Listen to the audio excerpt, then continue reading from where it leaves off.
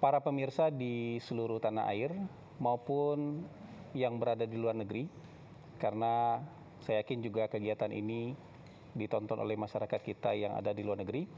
Kali ini kita bertemu kembali dalam acara Presiden Prabowo Menjawab, dan ini merupakan kegiatan kedua yang dilakukan oleh Presiden Prabowo.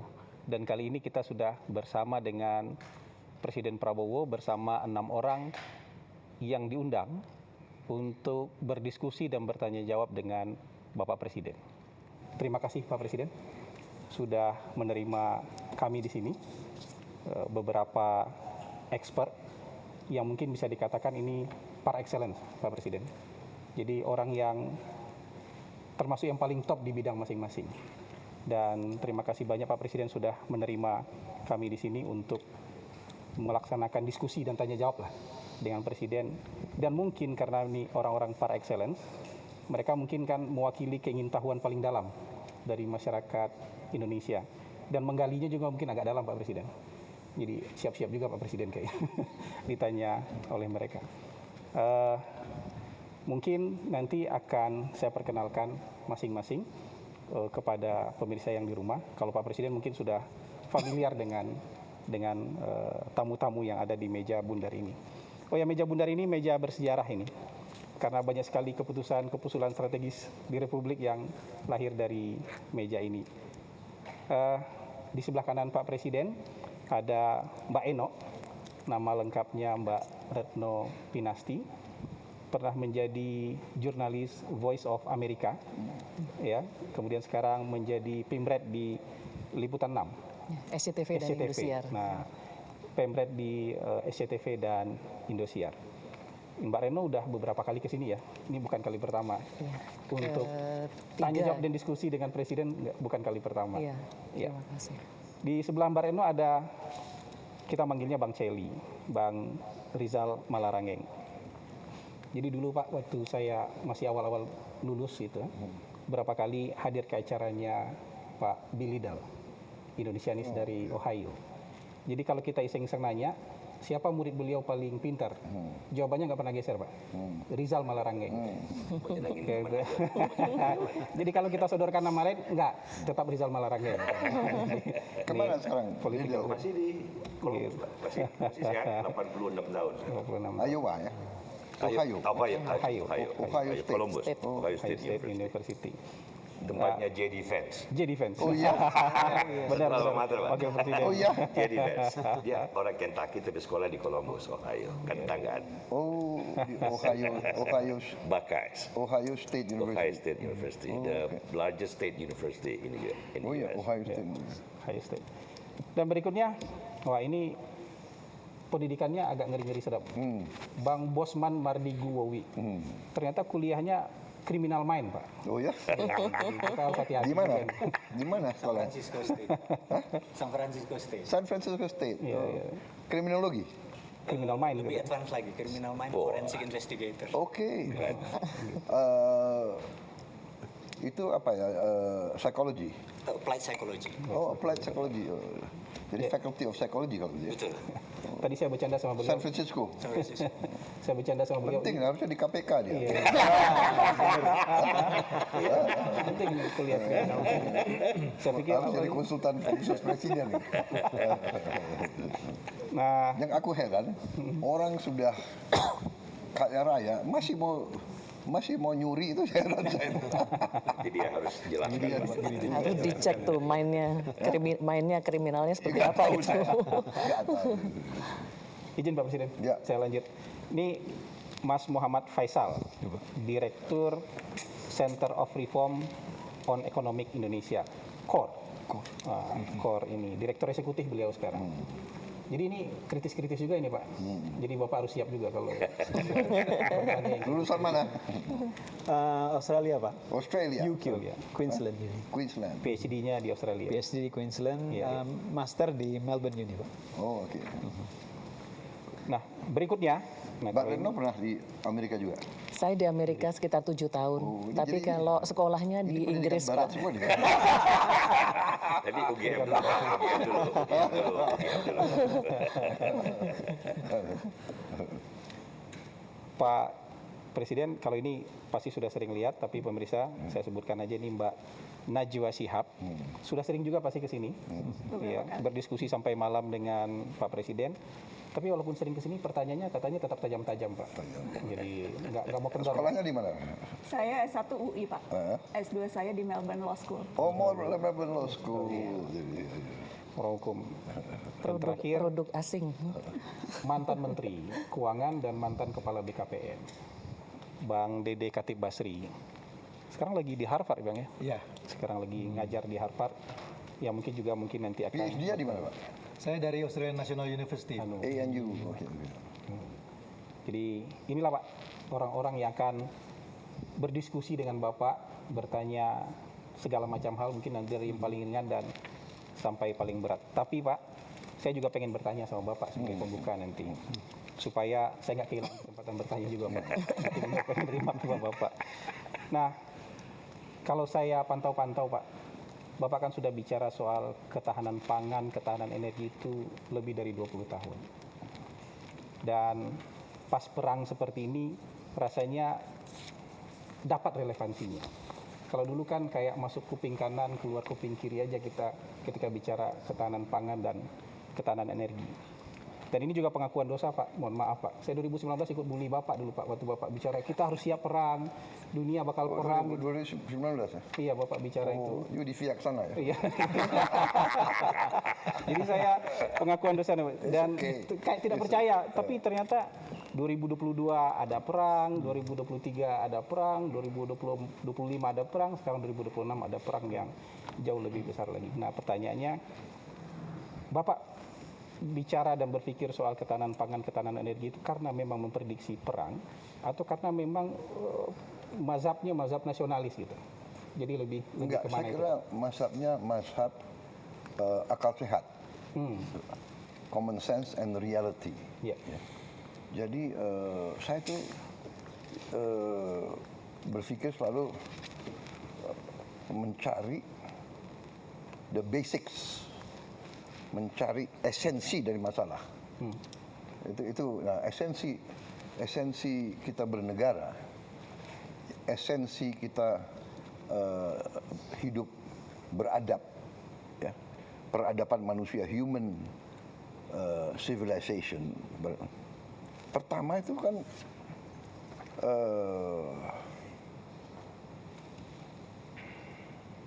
pangan, makan. It's a basic need. Kalau psikologi kan Maslow, basic need. Pertama, ya kan, aman dari ancaman cuaca, ancaman binatang buas, dan ancaman manusia lain. Baru kebutuhan air untuk minum, kebutuhan makan. Baru tingkatan-tingkatan lebih tinggi daripada kebutuhan. Jadi makan itu is very basic, very basic. Jadi kebetulan saya ini juga saya suka baca sejarah dan juga latar belakang saya sebagai prajurit, sebagai perwira ya mendorong saya terus belajar sejarah. Dan di situ saya lihat common denominator, masalah yang azazi selalu adalah pangan. Iya kan? Perang, awalnya perang antara kelompok manusia dan kelompok manusia adalah rebutan pangan. Rebutan daerah di mana ada banyak binatang berburu, atau rebutan sumber air, atau rebutan lahan yang sangat subur. Oh, ternyata di lahan itu, di lembah itu banyak rusa-rusa suka makan di situ. Berarti rumputnya subur. Aku ingin kuasai lembah itu. Tapi ada suku lain, perang, rebutan. Jadi itu yang mempengaruhi saya, sehingga saya lihat kalau kita ingin merdeka, kita harus jamin sumber pangan. Itu juga yang disampaikan oleh Bung Karno kan. Bung Karno begitu dia mimpin Indonesia baru merdeka, yang dia urus sebetulnya ya pangan, pertanian. Dia yang bikin IPB, dia yang selalu ngomong the hungry stomach cannot wait. Iya betul. Iya kan? Jadi itu sebetulnya bukan ya itu. Jadi waktu itu saya berbeda pandangan dengan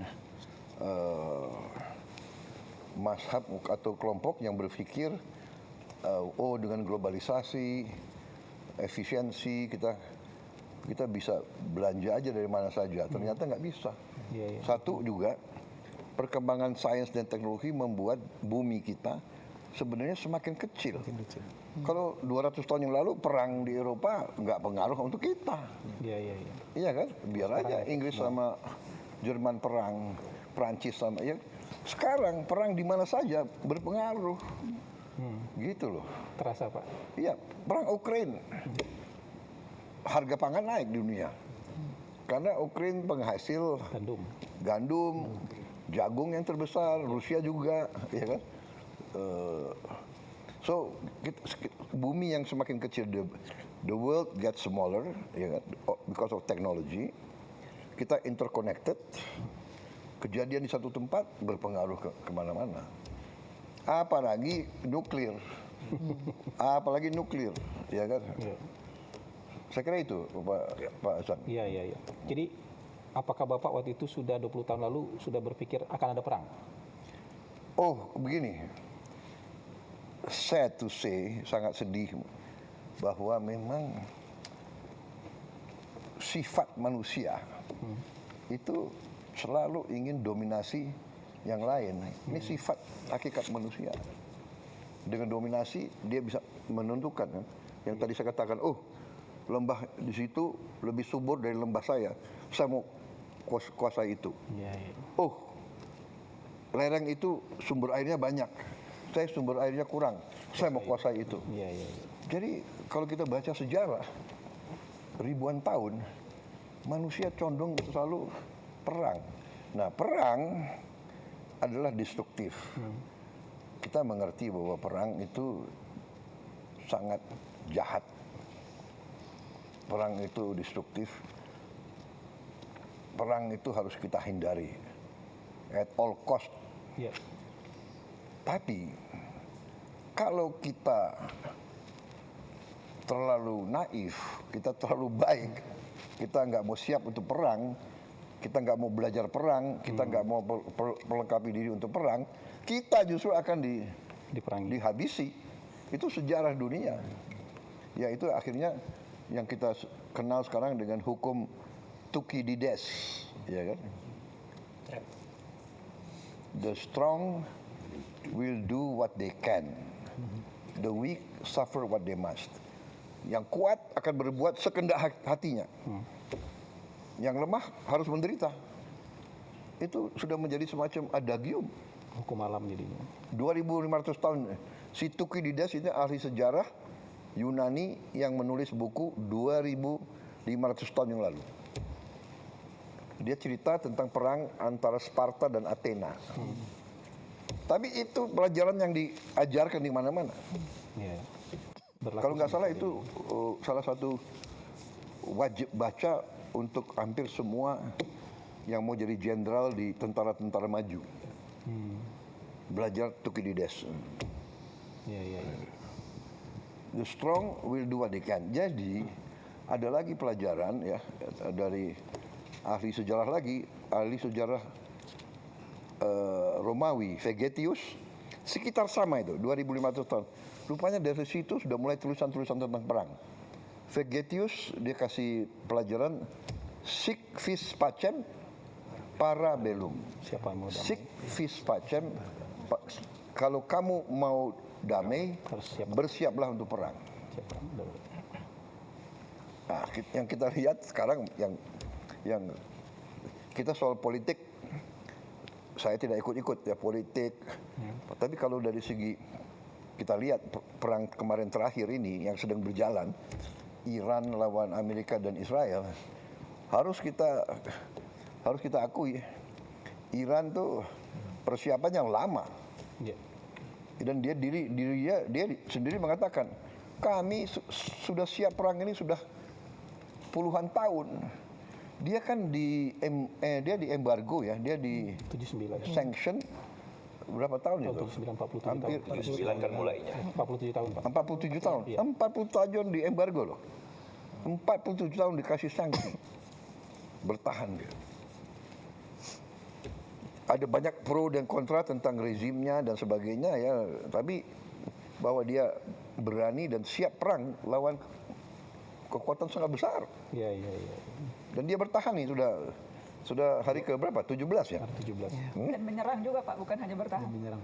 Iya, tapi dia menyerang sesudah diserang. Ya. Enggak, maksudnya punya kemampuannya itu. Ya.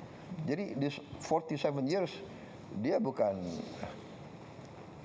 diam, dia benar-benar persiapan. Mempersiapkan diri. Karena yakin itu akan pasti terjadi. Iya, iya, iya. Iya. Bang Celi, ada yang mau ditanyakan Terima ke kasih Pak Prabowo? Pak Presiden bisa diterima bersama kawan-kawan mewakili teman-teman. Ya, saya terima kasih. Bagi saya kehormatan. Kehormatan Terima kasih. besar. Ini sebenarnya kita sudah mau mulai tapi dengan pertanyaan ringan dulu Bapak Presiden karena sudah mulai berat supaya kan masih panjang malam. Masih panjang. Biar lebih ini sedikit yang lebih ringan barangkali kan banyak persoalan dunia, Bapak juga punya passion geopolitik, belum lagi persoalan dalam negeri. Pertanyaan yang barangkali tidak kurang penting ya, bagaimana proses sehari-hari tokoh sejarah yang sedang berlangsung cepat itu mengambil jarak dan santai mengedurkan, karena kalau Churchill misalnya Bapak kan di tengah Perang Dunia Kedua pun dia minta izin jangan sampai jam tidur siang saya terganggu. I know it's a war but I need to rest so I can think better. Iya, iya. Kalau ada waktu kosong sedikit melukis dan ngasih makan angsa. Iya. Kalau Ronald Reagan tidur siang juga sama, Iya. baca komik dan menunggang kuda. Seorang Prabowo seperti apa Bapak dalam mengambil jarak dan Saya terus terang aja ya, saya anggap tidur itu penting. Tapi kalau saya teknik agak lain. Saya itu bisa tidur di mana saja. Di mana saja, kapan saja. Ya. Jadi mungkin ini ilmu saya dapat di tentara. Jadi bagi saya umpamanya naik mobil, saya bisa tidur. Naik helikopter, saya bisa tidur. Naik pesawat, saya bisa tidur. Kalau saya antara 2-3 pertemuan, saya masuk 10 menit, 15 menit, saya tidur. Bagi saya 15 menit is nge-charge gitu loh. jadi lebih power Apalagi nap 20 ya. menit. My ideal actually is 30 menit. Jadi kadang-kadang antara meeting sama meeting, aku minta jeda setengah jam gitu. Saya tidur gitu. Kalau malam saya ini night, jadi kadang-kadang saya tidurnya jam 1. Tapi jam 3 saya bangun lagi. Kenapa? Ini masalahnya nih, teknologi ya kan. Kan ada YouTube. Iya kan? Bapak ikut juga YouTube untuk Ikut dong, saya harus perkembangan apa terakhir yang terjadi. Iya, iya, iya. Kan kita ini beda 4 jam sama Timur Tengah, Iya. 3 jam. Habis itu sama Amerika sekian jam. Jadi saya harus ikuti apa yang terjadi. Dan itulah mungkin yang membuat saya itu always a bit up to date. Iya, iya. Begitu. Jadi saya ingat waktu itu saya di Singapura. Shangri-La Dialogue. ya. Nah, karena saya punya kebiasaan jam 3 saya bangun, saya buka YouTube. Jam 3 di Singapura ya. Itu kalau nggak salah di Washington DC 3 pagi itu 3 siang. 3 sore. Iya. Around 3 siang ya. Di Washington. Di situ kalau nggak salah at that time Presiden Biden, Presiden Biden baru ngomong sesuatu gitu loh. Tentang kalau nggak salah Palestina atau apa. Karena saya langsung baca waktu saya jam 9.10 pidato, saya yang pertama Menyampaikan. Address. menyampaikan tanggapan saya terhadap pidatonya Biden gitu loh. So, ya kan itu. Berkah sepertiga malam terakhir ini. Jadi memang itu. Gitu Pak ya. Itu ya. Jadi saya kalau Winston Churchill memang dia bisa mungkin ya. Karena tempo tahun 40-an, 50. Ya, betul, belum ada YouTube Pak. Iya, dan perkembangannya kan begitu. Iya. Tapi hebat dia memang benar. Saya kira benar. Jadi saya dulu waktu di tentara. Jadi begini, ada fenomena dan kita sering diejek oleh bangsa-bangsa lain, terutama bangsa Barat. Bangsa Barat, bangsa kulit putih, anggap orang Indonesia, orang pribumi itu pemalas. Ini ada tulisan-tulisan mereka. Waktu kami turne istilah mereka, turne ke desa-desa, kami selalu lihat pribumi itu tidur. Jam berapa dia turne? Dia turne jam 11, jam 12 siang. 12 siang, matahari di puncak. Siapa yang mau ke sawah ya Pak? Ini bukan soal malas. Ini adalah kearifan dari nenek moyang kita. Kita diajarkan. Saya anak muda, saya di tentara diajarkan. Jam 12 berhenti kegiatan. Kita di tentara jam 12 berhenti kegiatan. Jam 11 kadang-kadang di semua asrama itu bendera hitam keluar.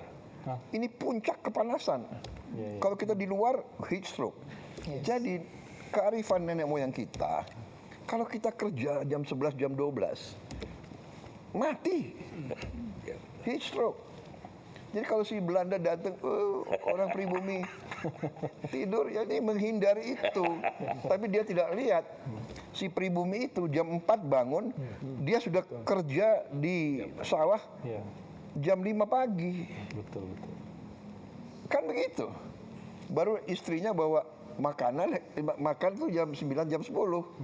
Baru kembali, ya dia memang tidur siang. Tidur siang itu survival instinct. Strategi kebudayaan. Iya, survival instinct. Saya pernah kedatangan seorang, waktu saya udah keluar dari tentara, saya masuk bisnis, saya kedatangan ini. Seorang, nggak tahu orang Inggris, banker, beautiful suit, datang di kantor saya, dia bikin joke. Dia bikin joke terhadap orang Indonesia. Ya, I don't know. I think you Indonesians, your hobby is sleeping. Dia bilang. Wah, aku untung udah pensiun kan. Apa dasarnya? Dia bilang, you know, every time I see my driver, he's always asleep in the car. Dalam hati saya bilang, baru saya jawab, do you know, have you asked your driver where he lives? Do you know some of them live in Sukabumi? To go to Jakarta, he wake up 3 o'clock in the morning, take a bus. The bus is 3 hours. To get to your house at 7 o'clock or 8 o'clock.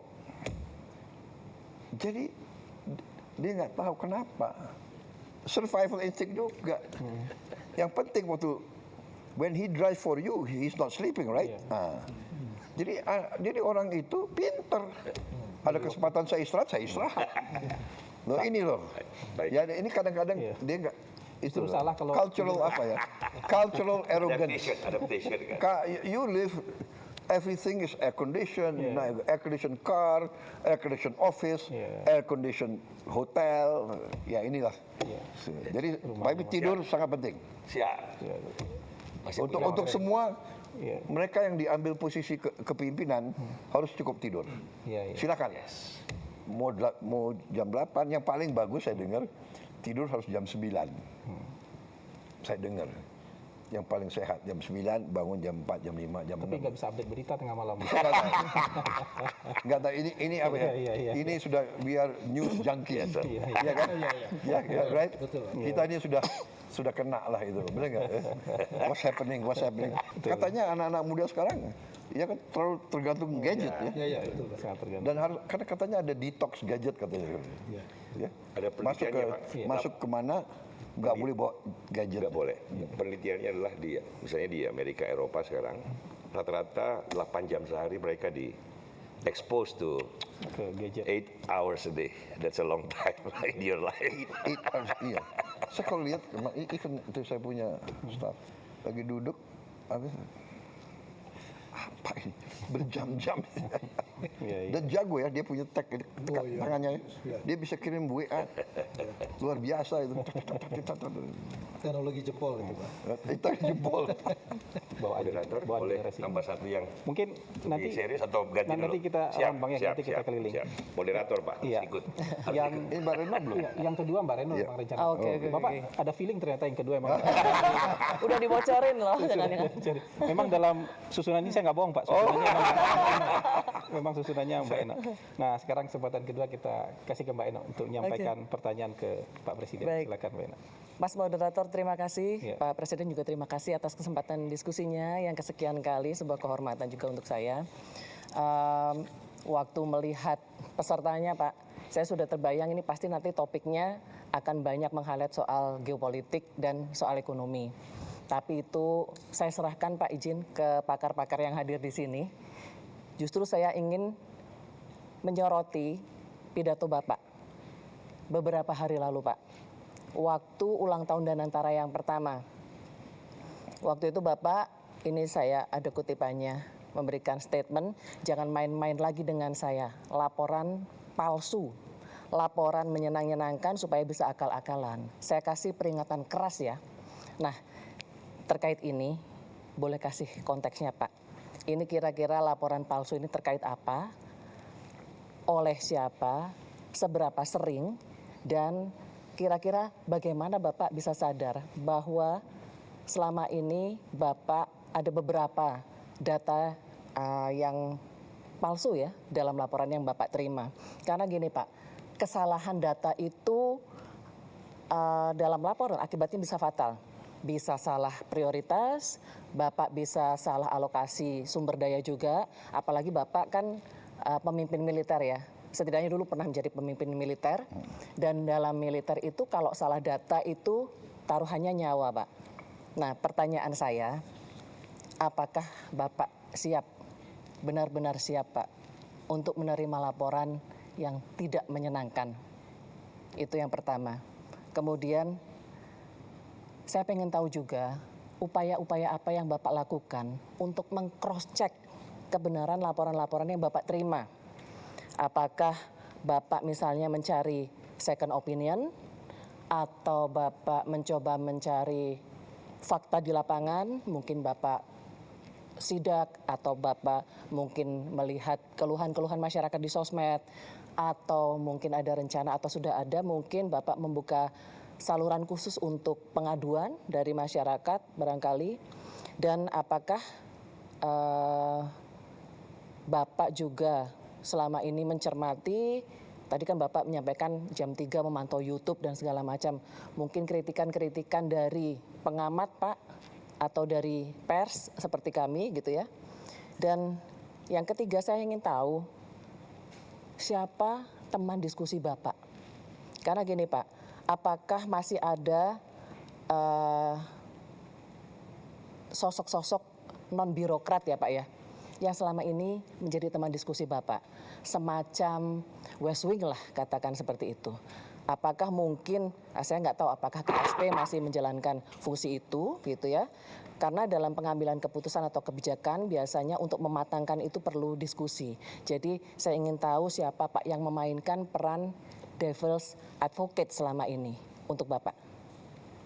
Panjang ya Mas Moderator ya? Pertanyaan tadi ya. 3 ya, tapi satu topik ya. Baik, jadi kita ini, apalagi saya selalu katakan, saya sudah lama jadi orang Indonesia.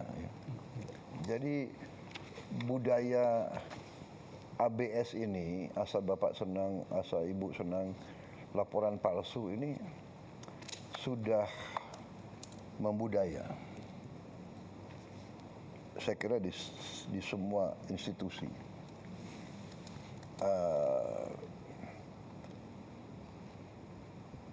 This is part of our problem. Ya, benar.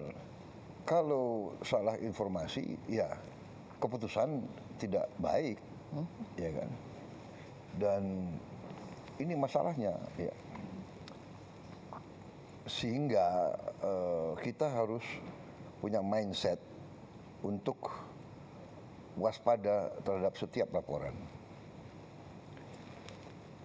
Dan benar, Mbak Retno, kita harus mau dan berani untuk menerima laporan yang paling tidak enak.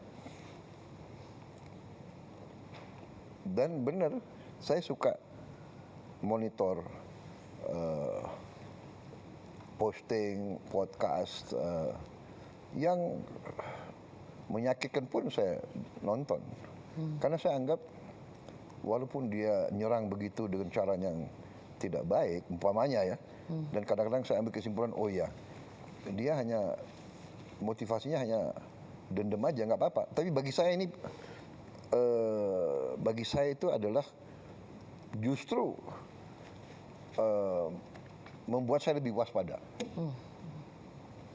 Jadi saya sebetulnya walaupun kurang ajar ya, tapi oh ya saya harus lebih waspada. Baru saya cek, ya kan?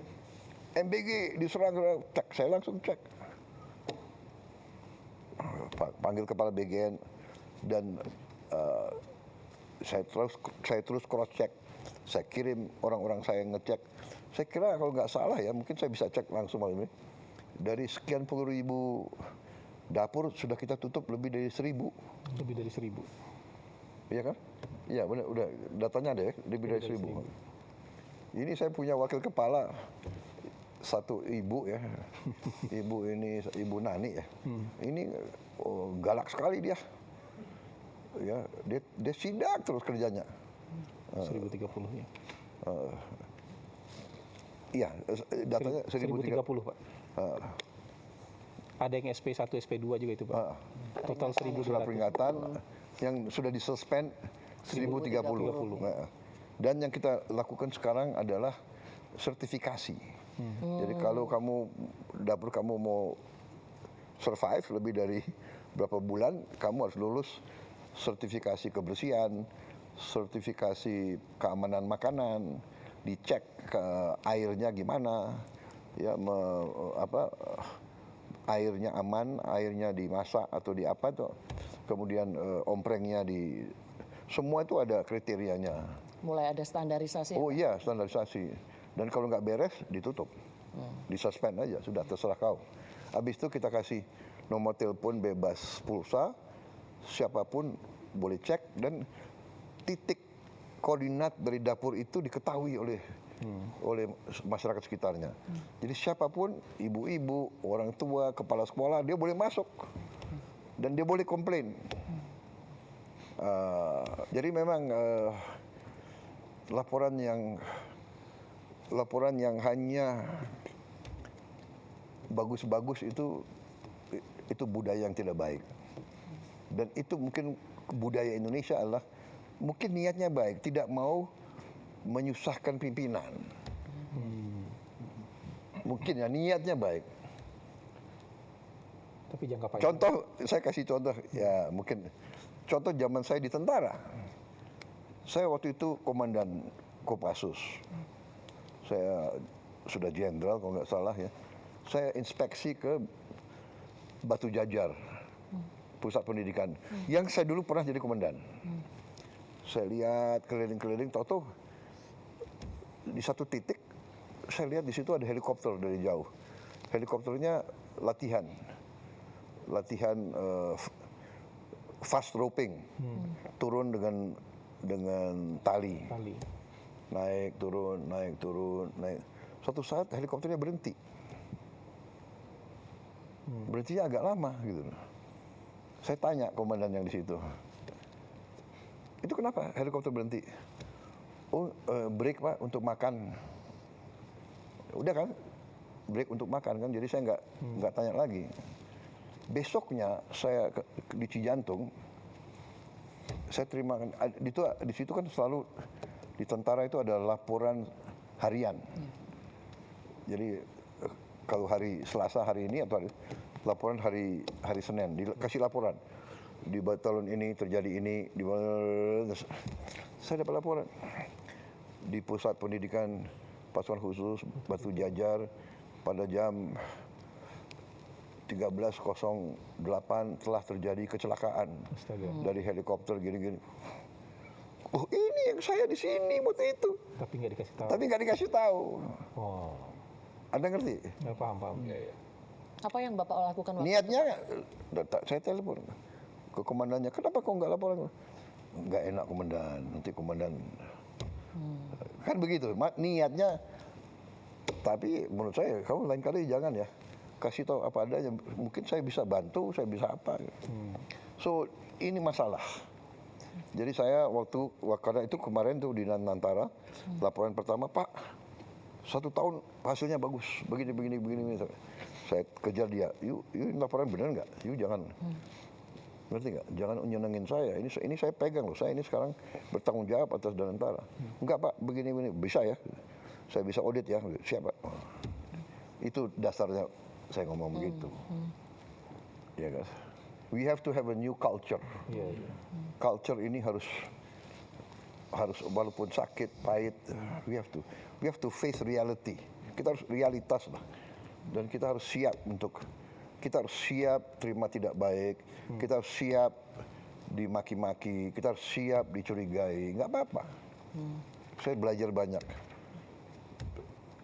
Seorang pemimpin yang baik tidak boleh takut menghadapi kesulitan. Kalau pemimpin yang unggul, lihat kesulitan, harus dikejar kesulitan itu. Rush to the problem. Hadapi. Solve the problem. Nah itu. Berarti kritikan dari pers atau dari pengamat nggak masalah ya Pak? Karena tempo hari Bapak sempat ini nih Pak, katanya pengamat ada beberapa yang mau, apa ya itu istilahnya?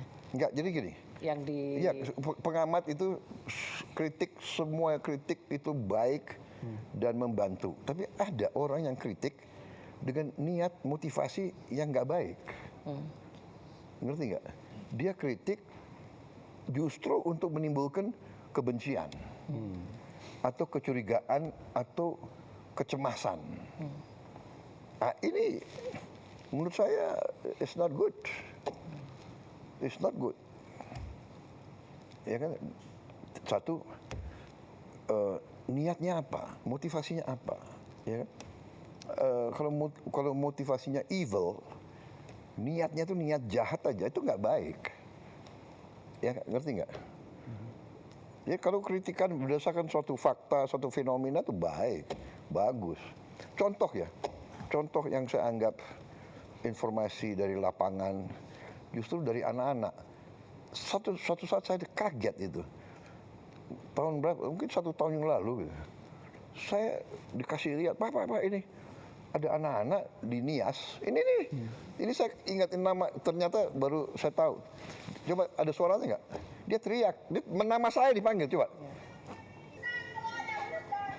Kami keseringan dihambat banjir di saat kami pergi ke sekolah. Dan kami mohon kepada Bapak untuk membangun jalan kami ini. Karena kami tersiksa kalau kami pergi ke sekolah.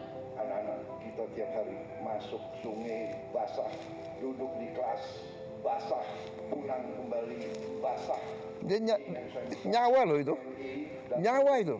Semua terjun, kita kerjakan ini. Dibangun di Batak ya waktu itu. Anak-anak kita teriak, kita harus jawab. Sekarang kita akhirnya terpaksa di desa. Presiden Republik Indonesia dengan ini meresmikan 77 jembatan Bailey, 59 jembatan Armco, dan 82 jembatan perintis. Terima kasih atas semua bantuan. Orang yang sama ya? Ada sama aja. 1 tahun kemudian itu. Sekarang Ini viral kami ini, tidak Pak. ulang lagi dan tidak membuka sekolah lagi kalau kami pergi ke sekolah. Sekarang saya tidur lebih lega karena anak-anak di desa-desa terpencil tidak lagi menyeberangi sungai dengan keadaan bahaya terhadap keselamatannya. Yamisa namanya. Saya tanya Yamisa ini, anaknya berani ya, polos gitu. Tapi minta tambah lagi kan Pak dia? Nggak cukup dari jembatan katanya. Oh, ya minta lagi dia bilang. Dia minta MBG. Desa kami belum dapat MBG, kebayangkan tuh.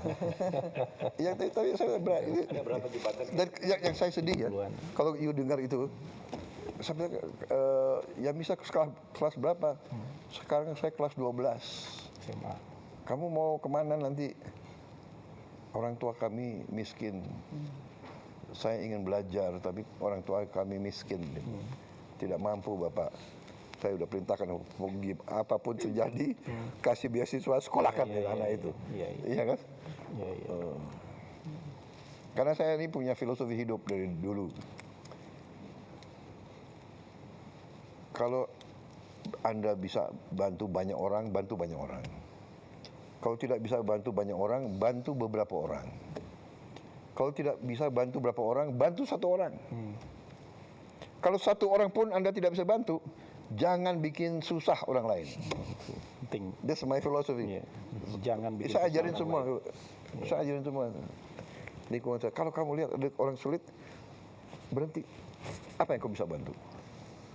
So, itu jawaban saya benar. Semua kritikan baik, tapi kalau kritik berdasarkan suatu kebencian dan kok mengada-ada dan kok tidak punya data, itu menurut saya kurang baik. Itu filosofi saya. Jadi, tapi tetap aja saya terima, saya anggap itu baik untuk saya, benar nggak? Tetap ditonton ya Pak? Tetap ditonton. Tetap ditonton, tetap. Tapi kalau saya lihat ini nggak ada gunanya, saya tinggalin. Tapi saya tangkap dulu gitu loh, iya kan? Pak, yang memainkan peran devil's advocate selama ini siapa?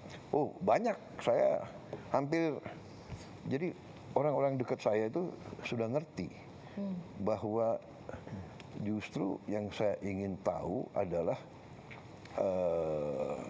tadi suatu alasan, suatu reasoning yang menyanggah gagasan saya. Dan saya kira itu pendekatan yang benar. Kalau pemimpin kumpulin pendapat saya begini, itu rata-rata semua akan setuju. Tapi kalau saya mengatakan masalahnya apa, solusinya apa, kesulitannya ini, apa solusinya? Seperti jembatan, sebetulnya, maaf ya, dana desa sudah kita keluarkan ke desa. Dan jembatan-jembatan yang gantung itu harganya 300 juta, 400 juta, 500 juta. Katakanlah yang 100 meter panjang, paling 800 juta ada. Dan mereka terima 1 miliar 1 tahun. Kan bisa dia cicil 3 tahun, 4 tahun, jembatan yang bagus pun. Iya betul. Tapi sudahlah, saya tidak mau tanya kemana dana desa, sudah anak-anak teriak. Dan langsung gitu, Bapak Prabowo, balik nggak apa-apa. Iya. Dia teriak, saya harus jawab. If I can do something, benar nggak? Ya alhamdulillah. Sekarang saya bikin satgas jembatan. Selain yang daerah bencana, dia laporkan bahwa yang paling mendesak kurang lebih 3.000 titik. Besar sekali ya. Tapi insya Allah awal 2027 selesai 3.000. Semua provinsi Pak ya? Semua provinsi. Iya. Nasional. Oke. Siap. Cukup Mbak Eno sementara ya, round 1. Siap. Kita mungkin masuk ke tema ekonomi Pak. Agak berat lagi Pak. Silakan. Silakan Bang Dede Basri. Terima kasih moderator. Terima kasih Bapak Presiden. Mungkin saya berikan sedikit konteks Pak, karena ini concern saya. Saya itu melakukan penelitian mengenai... Maaf ya, kan ini diskusi ya. Gak usah setiap saat Bapak Presiden nanti Anda nggak enak, ya kan udah kan. Mas Prabowo gitu, bener nggak? Janganlah Pak. Ini di luar jam ya. Apa saya buka ini kali ya? Nggak ada yang berani Pak. Justru kalimat kita nggak keluar nanti kalau gitu. Nggak tahu saya. Kayaknya sekat gitu loh. Aku lebih senang itu anak itu Yamisa, Pak Prabowo. Dia nggak bilang Bapak Presiden kan? Hah? Kadang-kadang ya anak-anak itu lebih polos ya. Iya betul. Hah? Aku kadang terharu gitu. Betul.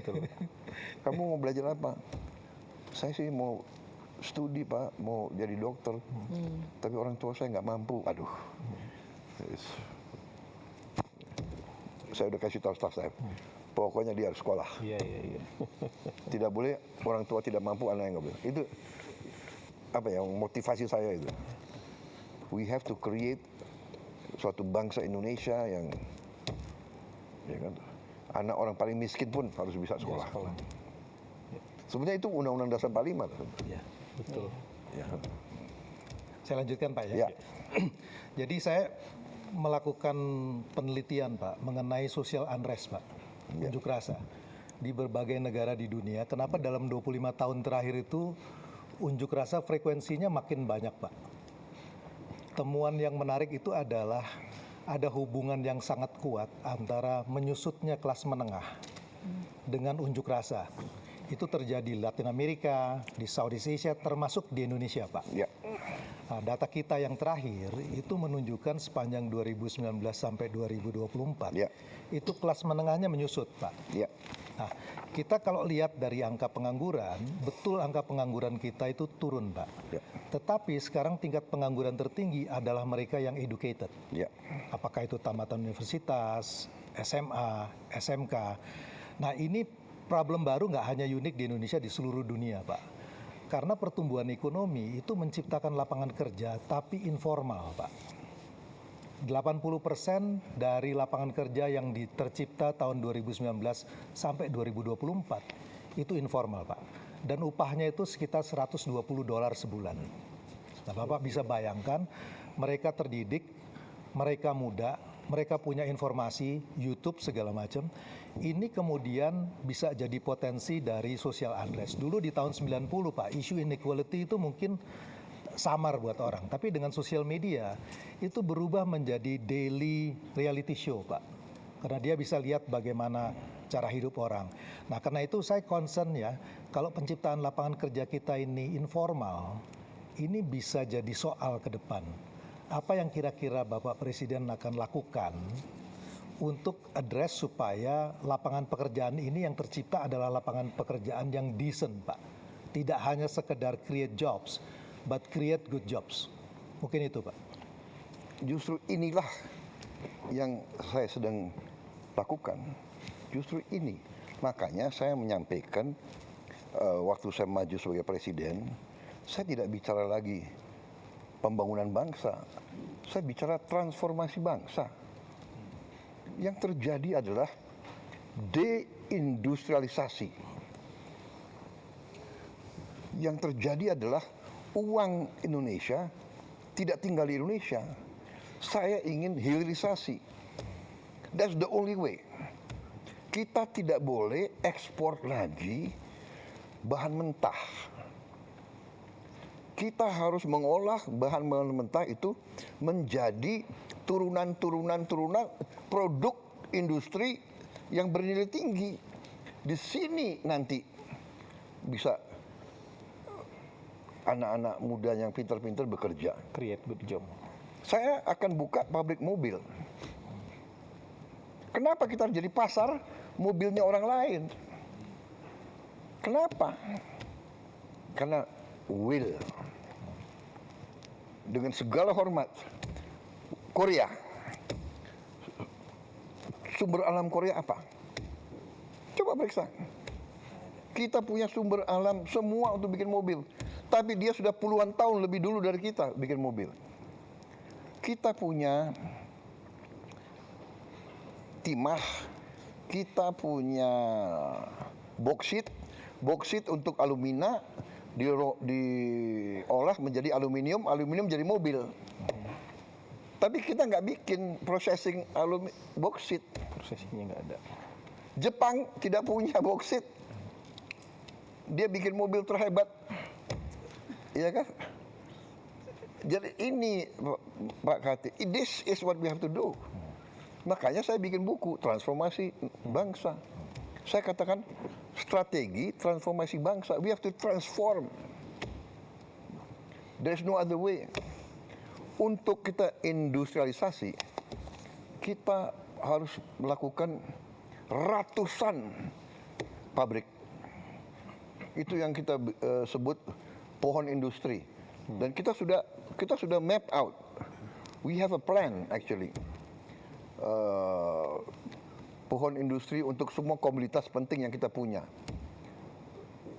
Kelapa saja ternyata di negara manapun dianggap suatu miracle crop. Minyak VCO, virgin coconut oil, itu dianggap anti cancer. Di Amerika saya punya teman-teman jenderal Amerika, dia minum tablet virgin coconut oil yang dibikin bubuk jadi tablet. Tiap makan dia minum itu. Harga kelapa itu tinggi sekarang. Kita baru punya 1-2 pabrik kelapa. Selama ini kita ekspor kelapa gelondongan. Kelapa. Hampir semua komoditas. Ya, kita punya kopi terbaik. Tapi kita import Starbucks. Ya, Nestle, Nescafe. Iya kan? Kita punya coklat terbaik. Tapi kita import, kita makan KitKat, kita makan Cadbury, ya kan? This is what we have to do. Jadi justru ini jawabannya adalah industrialisasi. Yang sekarang ini is actually to win time. To win time. Win time adalah kita harus hilangkan kemiskinan. Bahwa kelas menengah turun, saya yang ungkapkan. Saya ungkapkan di mana-mana. Itu yang menohok saya. Saya tadi bangga juga 7 tahun pertumbuhan 5%. Tahu? Loh, pertumbuhan tapi orang miskin tambah. Kelas menengah kurang kok. There's something wrong with the system. Yeah. So you're exactly correct. We have to industrialize. And now it's not even industrialization. Now it's science. STEM. Ya kan? Contoh, kita kekurangan 100, kalau tidak salah 120.000 sampai 140.000 dokter. 140.000 dokter kurang. Dan kita memproduksi, menggraduate tiap tahun paling 9.000 sampai 10.000 dokter tiap tahun. Top. Artinya kita harus 14 tahun nunggu baru terpenuhi. 14 tahun akhirnya yang tua-tua pensiun juga gitu loh. Jadi we will never, kalau kita nggak ambil tindakan drastis. Makanya rencananya saya mau bangun 10 universitas baru dengan 10 fakultas kedokteran baru dengan 10 research rumah sakit baru. Untuk mempercepat ini. Pak, saya boleh sedikit, Ya, Pak ya? ya. Problem dengan industri kita tuh competitiveness. Karena di sini, Pak, terus terang aja, uang nggak masalah, tapi masalah jadi uang, Pak. Jadi karena persoalannya di-create oleh birokrasinya begitu banyak. Bapak willing untuk lakuin deregulasi nggak, Pak, untuk itu, Pak? Oh, harus. Deregulasi harus. Saya sudah deregulasi gila-gilaan mungkin. Yuk tanya aja. Masalah pupuk ya. Masalah pupuk. Saya menemukan ada 145 peraturan.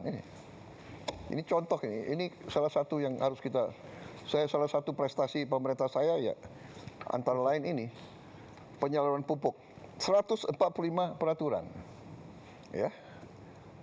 Jadi ada 41 undang-undang, 23 peraturan pemerintah, 6 peraturan presiden, instruksi presiden.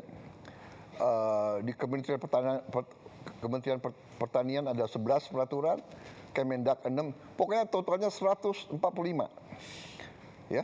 Jadi dari pabrik yang miliknya negara sampai ke petani itu kalau tidak salah harus ada berapa belas tanda tangan. Gubernur harus tanda tangan. Pertama harus ada, kalau tidak salah harus ada 14 kementerian tanda tangan. Baru gubernur tanda tangan, baru bupati tanda tangan. Jadi ini pupuk yang kita subsidi nggak sampai ke petani. Iya.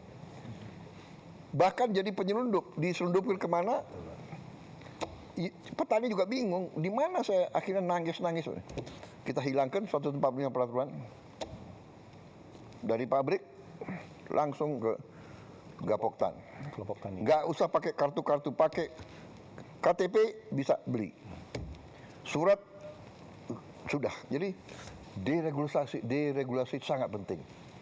Ini semua dan akal-akalan ini, birokrasi ini akal-akalan.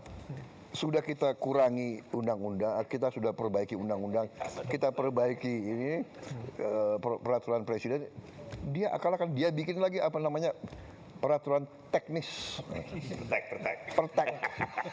Akal-akalan lagi nih Pak. Ini aduh. Boleh klarifikasi Ya, satu nggak Bapak? Ini penting banget tadi. Satu aja klarifikasi ngikut. Tadi kan Bapak bilang industri mobil baru ya.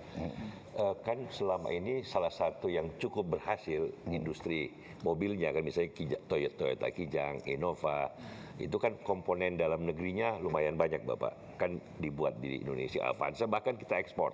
Apakah ini kita akan perkuat atau you are going to create something totally new? Ini kan sudah ada Ya kan sejarahnya. gini ya, Toyota ini kan masih belum mau ke arah listrik. Oke, listrik Bapak ya? Listrik. Ekosistem baru. Ya. Nah, saya ingin total listrik. Kenapa?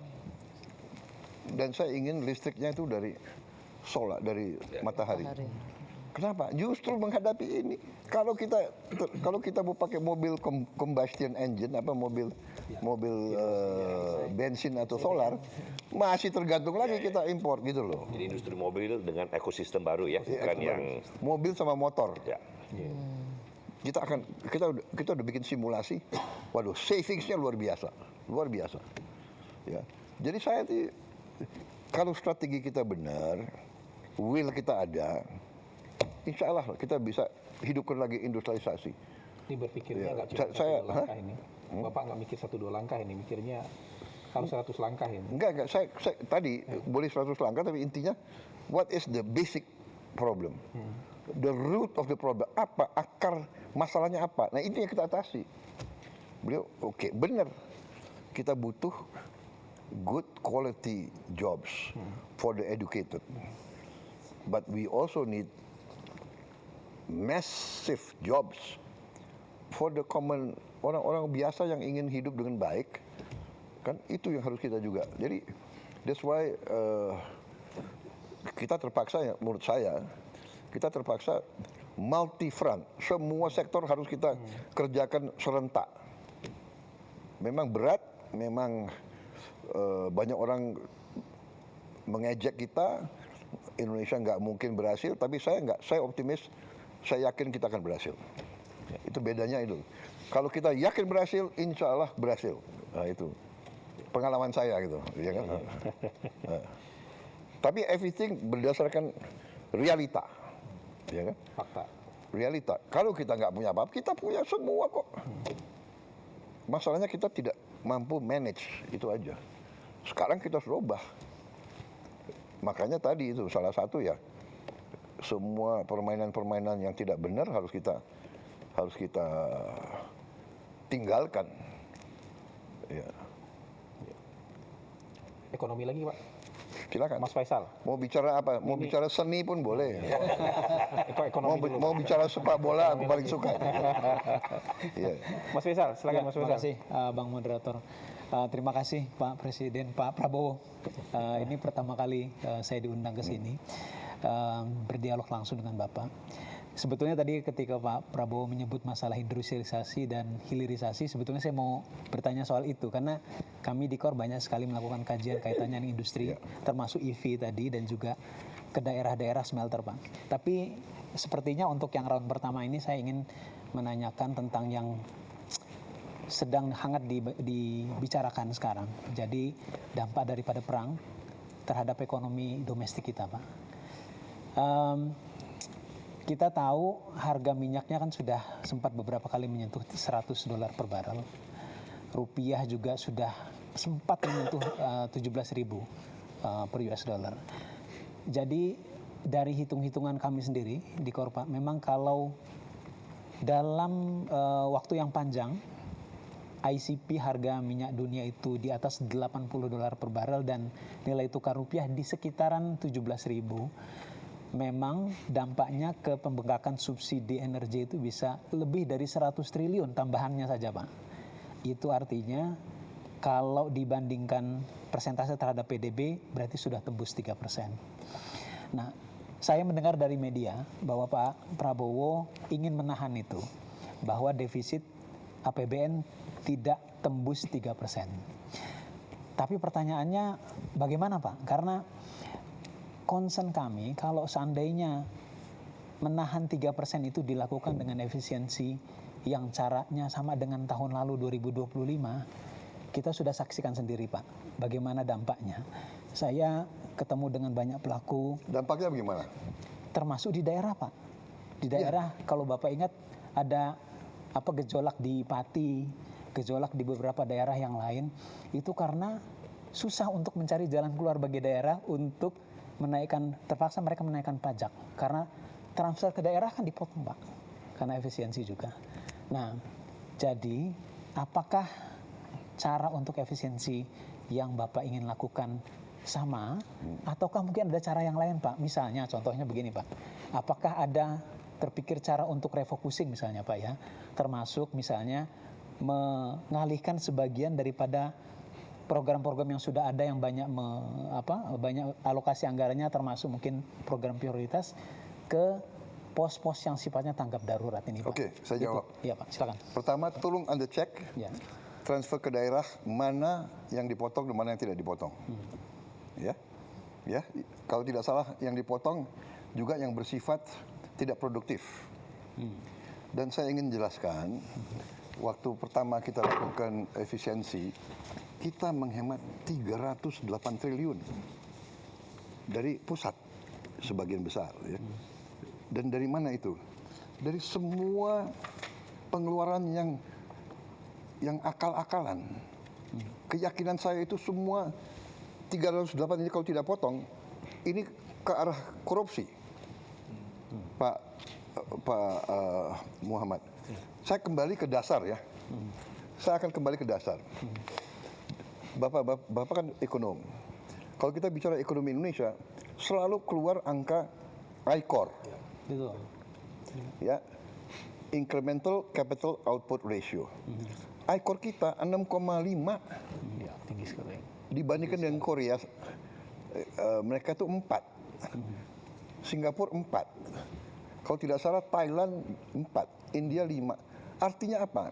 Kalau kita lihat kita 6, Korea 4, Singapura 4. Arti itu adalah 4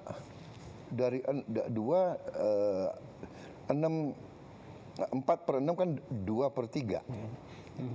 Ya. Jadi kita ini kalau angka itu artinya kita 30% lebih tidak efisien dari Thailand, Malaysia, Filipina apalagi, Vietnam apalagi. Vietnam 3,6, Filipina, saya mau tanya. 2 kali lipat tidak Ya, efisien. saya mau tanya ya, Pak Muhammad. Kita bedanya apa sama orang Filipina? Kita rasnya apa? Apa kita lebih bodoh? Kita lebih tidak efisien. Kalau saya pakai ini sebagai dasar, artinya saya datang mendekati APBN kita yang 3.700 triliun, which is 230 miliar dolar. Pertama saya sudah lihat, ini 30% dari 230 itu 75 miliar dolar. Tidak efisien ini. Dan saya sudah buktikan, dengan efisiensi saya bisa menghemat di awal 308 triliun. Itu sama dengan 18 miliar dolar. Masih banyak yang bisa kita hemat, Pak Muhammad. Banyak sekali yang bisa kita hemat. Coba, masa kita ada biaya seremonial? Tiap kementerian, tiap badan di seluruh eselon Indonesia itu ada biaya untuk ulang tahun. Saya bilang sudahlah, seremoni hanya di ruangan, potong tumpeng, ya kan? Biaya percetakan dan souvenir kita potong 75%. Pembelian alat tulis kantor kita potong 90%. Tiap kantor selalu beli alat tulis, beli buku, komputer hampir tiap tahun. Sewa gedung, peralatan, rapat seminar sejenis. Sudah ada kantor kementerian, semua pejabat maunya rapat di luar daerah, Luar kota. Betul. di luar kota. Ada yang mau di Bali, ada yang mau kajian-kajian, analisa-analisa, saya bilang masalahnya sudah jelas kok, masalah kemiskinan, kesenjangan, lapangan kerja, iya kan? Jembatan anak itu teriak, Pak Prabowo, tiap hari kami basah. The problem is there. Jadi saya lihat dengan penghematan yang pasti ke korupsi. Nah, ini di awal, di akhir tahun pertama pemerintahan saya, Menteri Keuangan melapor, Pak, kita masih ada sisa sekian ratus triliun juga. Itu contoh. Ya, jadi menurut saya, kalau kita hadapi krisis, ya semua upaya kita pelajari, ya kan? Pertama, kita harus turunkan konsumsi. Ya, kita bisa turunkan konsumsi. Saya lihat negara-negara lain, umpamanya lagi mikir hari kerja jadi 4, dari 5 jadi 4. Ya, Filipina, Pakistan sudah. Kemudian work from home, bekerja dari rumah. Waktu COVID kita lakukan, cukup berhasil. Ya, saya kira kita bisa lakukan itu juga. Mungkin 75% karyawan dan pegawai bisa kerja dari rumah. Sekarang ada Vicon, ada banyak teknologi. 30 tahun yang lalu nggak ada, itu satu. Kita juga bisa, sebagai contoh tadi ya, work from home, kita juga bisa, umpamanya, satu mobil nggak boleh ditumpangi satu orang. Di negara-negara lain juga, satu mobil minimal 4 orang. Ya kan? So, banyak cara. Jadi, maaf ya, ada yang dramatisasi penghematan itu. Enggak, kita tidak kurangi biaya pendidikan apapun, kita tidak kurangi. Kita tidak kurangi biaya operasional, kita tidak. Justru maaf ya, kita buka-bukaan aja. Saya berani, jangan nantang-nantang pemerintah pusat. Ya kan? Banyak biaya yang harusnya dilaksanakan oleh kabupaten dan provinsi tidak dilaksanakan. Contoh tadi, jembatan desa, rakyat harus teriak, presiden harus turun tangan. Padahal Maaf, ada dana desa. Kemana dananya di bupati? Kemana gubernur? Tapi oke lah, saya ambil alih tanggung jawab. Ya, jadi kita ini harus terbuka, kita harus fair. Banyak pejabat itu terlalu banyak, menurut saya ya tidak efisien. Anda lihat sendiri, kita buka-bukaan ya. Ada kabupaten, apa kabupatennya? Pemerintah daerah, dia beli mobil dinas gubernur berapa? 8M. Ya, provinsi. ya. Ada tuh provinsi. Provinsi. Kaltim. Hah? Gubernur. Saya presiden di Republik Indonesia, saya pakai mobil mau buatan Indonesia. Iya kan? Harganya 700 juta itu. Mungkin karena ini presiden ya, ada apa namanya? Anti peluru, mungkin harganya 1M. Tapi tidak 8M. Coba kita selidiki semua. Ya. Efisiensi, habis itu kunjungan kerja. Sudahlah, itu yang kita minta, kesadaran, rasa tanggung jawab, ya kan? Bupati, kerja untuk rakyatmu. Gubernur, kerja untuk rakyatmu, ya kan? Itu yang kita minta. Jadi krisis ini, ya kita akan sesuaikan. Dan dengan ini, ya krisis ini memang kita harus waspada, tapi kita banyak langkah yang kita lakukan. Dan kebetulan juga ya kita berada dalam posisi yang agak lebih baik dari negara lain. Satu, kita sudah kontrak ya. Untuk tahun ini kan kita sudah punya kontrak-kontrak. Dan sebagian kontrak-kontrak itu justru bukan dari daerah situ. Kita dari Afrika, kita juga dari Amerika. Gitu. Ya, harga itu kita ambil rata-rata 1 tahun. Ya. Tapi benar, kalau perang ini berjalan lama dan harga di atas 100, kita harus benar-benar lakukan langkah-langkah.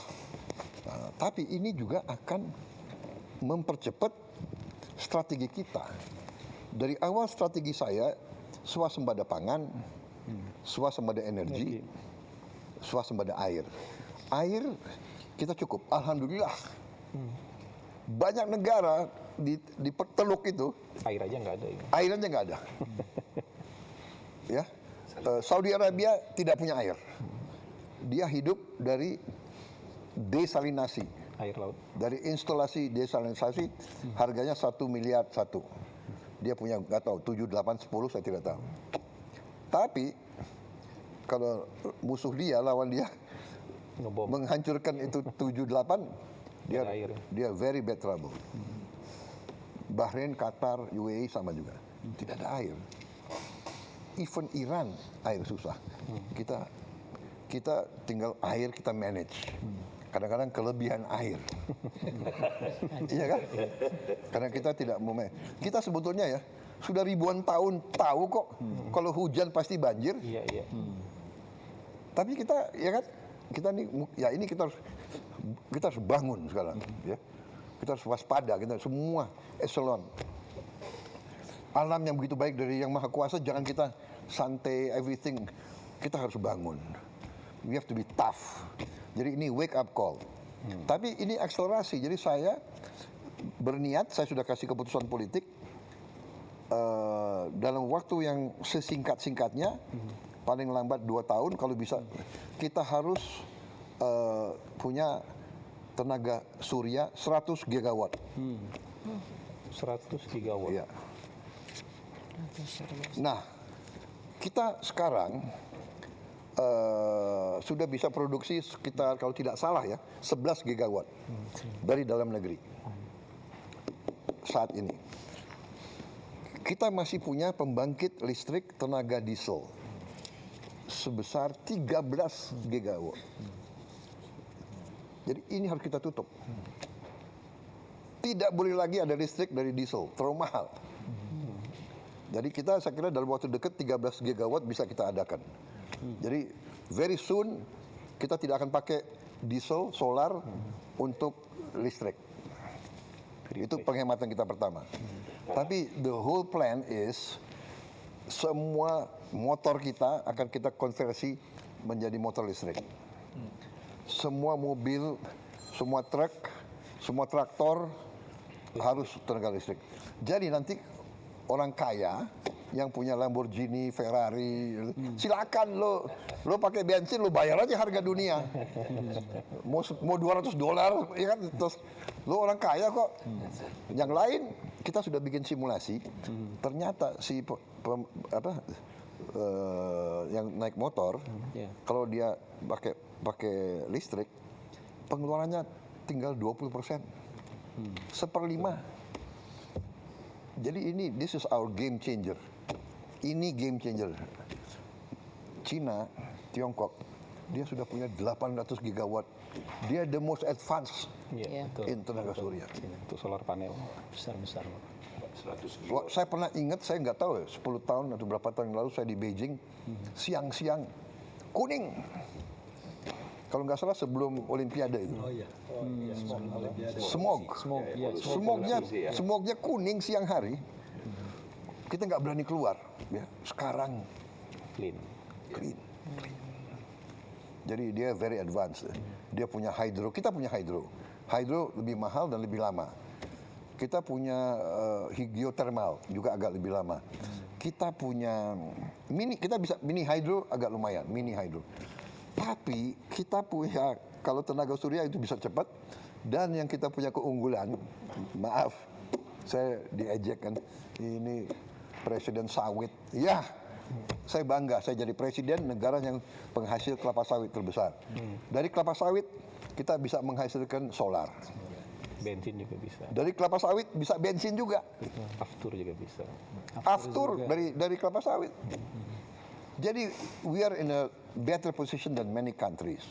Tapi benar, 1 tahun ini kita harus benar-benar waspada. Ya, mau tidak mau kita harus semua merasakan, kita kurangi konsumsi BBM.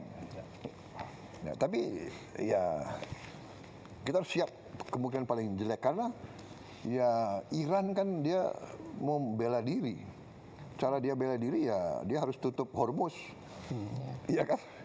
Dan dia harus membuat istilahnya negara yang nyerang dia menyesal. Dan target dia ya, BBM, crude oil $200. Dia ngomong begitu kok. Tapi sekarang berkisar naik turun ya. 100, 110, 112.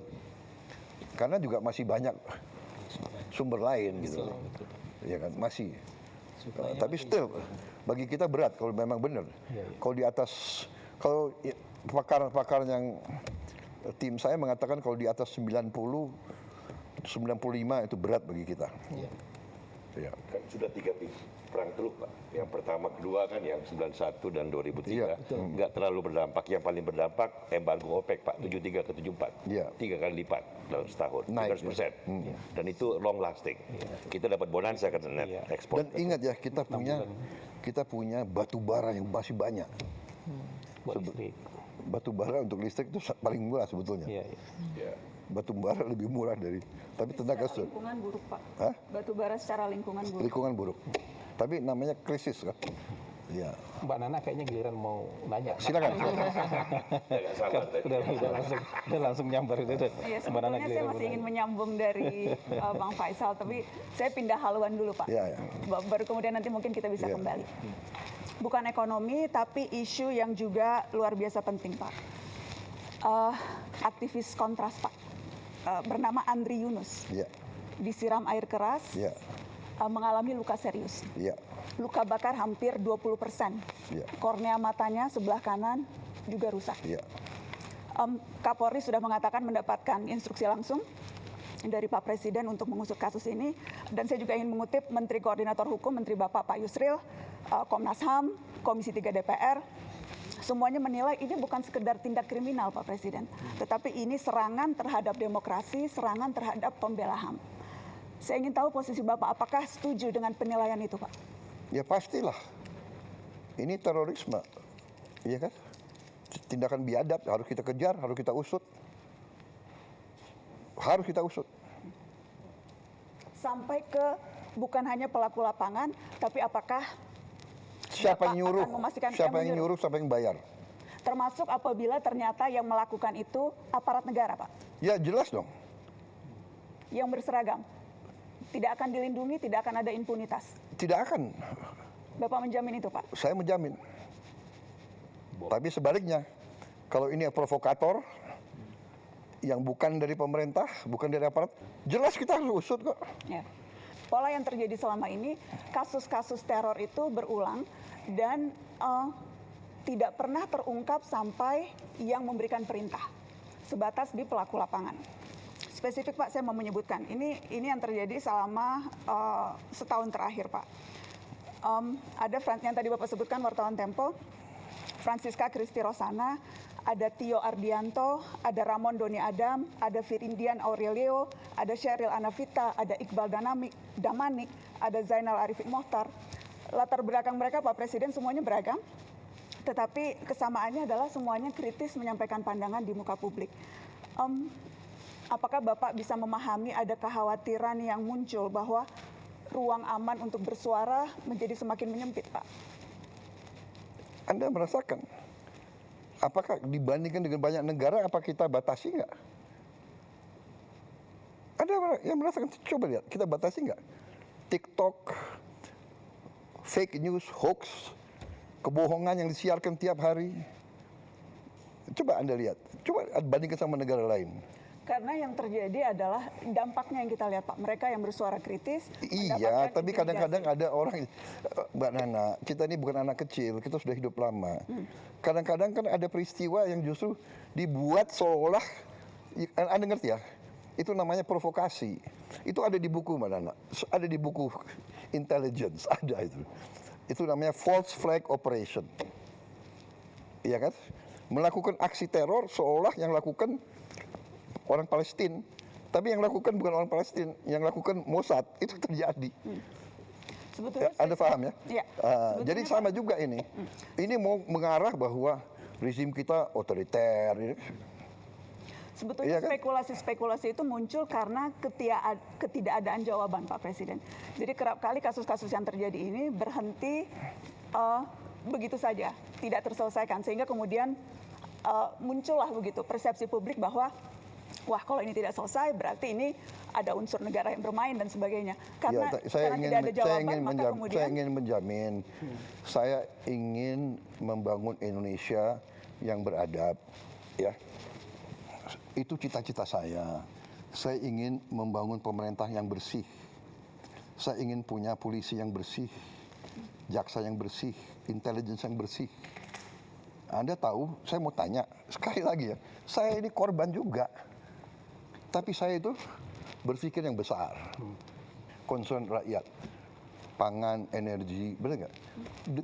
Dengan perang, harga pangan bisa naik. Tapi saya mau tanya, ini bulan Ramadan, harga pangan terkendali atau tidak? I think we are doing a good job. Ya, jadi percayalah, saya tidak akan mengizinkan hal-hal seperti itu terjadi. itu yang ingin kami dengar Pak. Iya. Percayalah, saya dipilih oleh rakyat untuk membela rakyat. Tapi kita waspada. Saya minta diusut benar. Ya. Justru sampai aktornya. Iya, sampai aktornya. Saya rasa pernyataan Pak Presiden sudah boleh soal yang itu ya. Dan berarti Bapak tadi bicara secara tegas tidak boleh ada warga yang diintimidasi, yang diteror karena mengkritik pemerintah. Tidak boleh. Jaminan langsung dari Presiden Republik Indonesia. Kalau wewenang ada, itu saya lakukan. Ya. Bapak, apakah memberikan tenggat waktu ke Kapolri Pak untuk pengusutan kasus ini? Ya, saya ini orang realistis dan saya orang yang adil. Dari segi kapasitas, kita biarkanlah mereka bekerja. Ya. Tapi tidak hanya Polri, banyak lembaga lain juga harus bekerja. Ya. Lembaga lain penegak hukum juga yang di luar penegak kepolisian. hukum, ya kan? Apakah Bapak terbuka dengan ide membentuk tim independen untuk membackup ini Pak? Kita bisa pertimbangkan. Asal independen ya. Independen. Ya, jangan semua LSM yang sudah a priori benci sama pemerintah, yang dapat uang dari luar negeri, ya kan? Ya kan? Kalau Anda mau bicara apa adanya, saya juga bicara apa adanya, gitu. Iya kan? Tapi yang jelas malam ini kami sudah mendengarkan langsung statement dari Presiden. Presiden sangat bold. Begini, Tegas. soal saya hal itu ingin karena menegakkan hukum. Saya ingin menegakkan hukum. Bagaimana kita tegakkan hukum kalau kita biarkan seperti ini? Kalau itu dari aparat. Dan saya ingin kasih tahu bahwa memang aparat kita ya banyak kekurangannya. Kita menemukan deep state, kita menemukan ada dirjen-dirjen yang berani ngelawan menteri. Akhirnya kita pecat kan, banyak sekali dirjen-dirjen. Ada dirjen-dirjen yang merasa untouchable. Ada lembaga-lembaga yang merasa nggak boleh diaudit. Ini pekerjaan tidak ringan. Tapi kan saya tidak mau sedikit-sedikit mengeluh atau sedikit-sedikit mencari simpati rakyat. Ya ini pekerjaan saya dilantik untuk itu, saya bersihkan. BUMN saya sedang bersihkan. BUMN selama ini salah satu kebobolan kita paling besar. Jadi dari Mbak Nani, memang ini masalah Indonesia gitu loh. Di mana-mana, ya kan? Jadi tapi percayalah bahwa tidak ada niat dari pemerintah, apalagi yang saya pimpin, untuk lakukan seperti itu. Come on, apa sih? Benar nggak? Rakyat kita nggak bodoh. saya mau ingatkan ya, sampai hari ini rakyat yang di bawah itu dukung saya. Persis yang disampaikan tadi Pak Dede. Iya kan, kalau memang rakyat tidak suka sama saya, bisa turun ke jalan rame-rame. Tapi mereka tahu, kalau rusuh, semua negara yang rugi. Mau ganti saya, tunggu dong 2029. Jadi negara yang beradab ya. Sabar ya. Iya, sabar. Tapi yang saya lihat ya, Mbak Nana harus objektif juga ya, sebagai seorang tokoh, bahwa destabilisasi, disinformasi itu bagian dari bernegara. Jadi ada negara-negara tertentu yang punya keahlian di situ, regime change, color revolution, come on. Masa Anda nggak pernah baca, nggak pernah lihat, ya kan? Asia Tengah. Apakah Bapak membaca kritikan-kritikan yang dilontarkan baik oleh pengamat yang Bapak sebut tidak patriotik seperti tadi pertanyaan Mbak Eno, atau dari orang-orang yang memang selama ini kritis terhadap pemerintah, itu semuanya bermuara pada keinginan untuk regime change, Pak Presiden? Tidak semuanya, saya tidak pernah katakan semuanya. Sebagian Tapi besar. ada, oh jelas ada. Ya kan, jadi begini. Bagaimana Bapak membedakan itu, Pak? Mana yang menurut Bapak memang ini sudah keluar jalurnya, sudah saya ingat begini. istilah Bapak makar waktu dulu bulan Agustus ada demo, dan mana yang memang ya ini sesuatu yang Ya kan, yang wajar. Jelas waktu Agustus ya jelas makar, dia mau bakar gedung DPR, kantor gubernur, institusi pemerintahan mau dibakar, dia semakar, bikin kerusuhan, bawa bom molotov, ya kan? Tidak ada LSM yang ribut soal bom molotov. Banyak yang Ada yang protes nggak? menyampaikan, banyak Pak yang Jujur lah. protes, banyak yang Nggak, protes. come on, sudahlah. Banyak yang protes. Jujur, buka rekam jejaknya, rekam Mungkin digitalnya. Tetapi untuk dalam- ya. round satunya kita cukupkan dulu ya. Enggak, biar aja. Biar aja, ayo silakan. Oh, iya, Kata silakan. Bapak Presiden Ya, biar ya, biar ya. Oh hidup. iya, nggak apa-apa. Ini kesempatan Dalam- bagi saya jawab. Ini Boleh nggak? menarik. Betul Pak. Oh iya. Terima kasih kesempatan. Ada yang ribut nggak soal bom molotov? Banyak Pak yang ribut. Aduh, Banyak come yang on, ribut. nggak objektif. Banyak yang Nggak ada. Bapak, dan- Ada yang ribut nggak gedung DPR mau dibakar? Banyak Pak, pemberitaan come media on. juga banyak soal itu. Nggak ada itu. Pemberitaan waktu media banyak soal itu, sedikit. banyak yang mengecam. Iya, saya hormati itu, silakan. Tapi begitu bakar-bakar itu kriminal. Ya. Tapi kenyataannya Pak, ratusan yang ditangkap kemarin itu kebanyakan justru mahasiswa. Ada satu penelitian yang menyebut terbesar sejak zaman reformasi penangkapan yang terjadi pada mahasiswa dan aktivis, Pak. Tetapi provokatornya atau siapapun yang bertanggung jawab, aktor yang menyuruh dan sebagainya, itu tidak pernah terungkap, alih-alih dibawa ke pengadilan, Pak Presiden. Ya itu tantangan kita harus cari. Saya baru menjabat berapa tahun? 1,5 tahun. 1,5. Masih ada waktu untuk saya membuktikan? Kami tunggu pembuktian itu, Pak Presiden. Kami tunggu pembuktian itu. Iya. Hah? Jumlah koruptor yang saya tangkap berapa? Come on, ya kan? Percaya, saya sumpah untuk membela rakyat saya. Saya pertaruhkan jiwa saya berkali-kali. Saya tidak rela, saya tinggalkan negara ini nanti pada saat saya dipanggil Tuhan, saya tidak rela ini jatuh ke tangan maling-maling, bandit-bandit.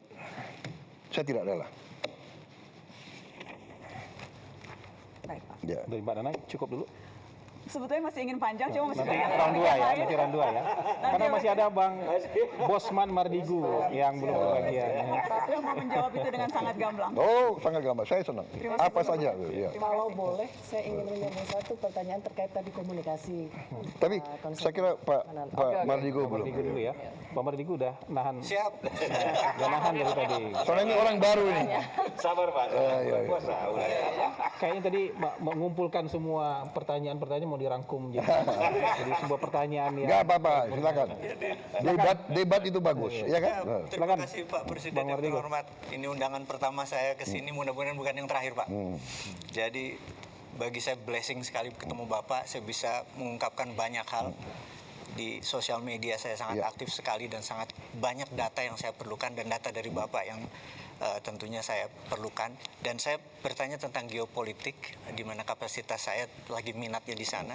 Bapak melaksanakan Mukadimah itu melakukan perdamaian dunia, karena salah satu di undang-undang kita di Mukadimah adalah menjalankan perdamaian dunia, dan Bapak sering mengajukan menjadi juru damai. Tapi kita tahu Pak, juru damai itu kita harus punya alat tekan Pak. Kita juga harus alat tawar, atau apa istilahnya, bargain power atau deterrent power Pak, gitu ya. Nah, sewaktu Bapak join BOP, alat tekan kita apa Pak? Alat tawar kita apa Pak? Karena waktu itu belum perang. Israel dan Amerika belum perang. Sekarang sudah perang Pak. Nah, yang saya tetap fokus, selama Bapak punya alat tawar, kita bisa menjadikan tools itu sebagai penekan untuk perdamaian. Tapi kalau tidak ada Pak, apakah Bapak masih akan terus bertahan di BOP karena udah jadi board of war, atau bagaimana Pak? Baik, terima kasih. Jadi saya jelaskan ya. Saya jelaskan dalam konteks situasi sesudah 7 Oktober tahun 2023. 7 Oktober 2023. Terjadi serangan oleh Hamas Ya. Oh, di malam yang dan pembalasan dari Israel yang luar biasa. Betul. Bisa dikatakan gila-gilaan itu, ya. 7 Oktober 2023 Bapak. Jadi 2024, 2025 Terus. dihabisin rata Gaza. 80% rata. 70.000 diperkirakan mati. Orang tua, perempuan, anak kecil tidak bersenjata. Apa yang kita bisa buat untuk hentikan itu? Kita coba dengan segala cara, ya. Akhirnya kita dengan berbagai cara kita negosiasi, kita kirim bantuan. Indonesia termasuk yang paling banyak kirim, termasuk ya, salah satu. Tapi yang lain negara-negara Arab yang kaya-kaya juga pasti kirim bantuan yang lebih banyak ya. Tapi kita kirim Hercules banyak sekali. 3 Hercules pasar. Kita kirim kapal rumah sakit 2. Nah, di situ negara-negara Arab dan yang berurusan itu akhirnya kan sebagian dari mereka punya hubungan baik sama Presiden Trump Amerika. Mereka semua mendesak Amerika, tolonglah hentikan penghancuran Gaza ini. Dan saya di berbagai forum saya juga mengatakan bahwa di sini adalah the moral decline of the West. Ya, bahwa negara Barat, waktu itu Amerika sama Eropa jadi satu masih, selalu mengajarkan kepada kita HAM, selalu mengajarkan kita demokrasi. Saya jarang dengar itu LSM yang kritik pemboman di Gaza itu. Maaf ya, aku boleh sindir juga kan. Kalau yang menyangkut negara Barat nggak mau, mereka terlalu banyak ya.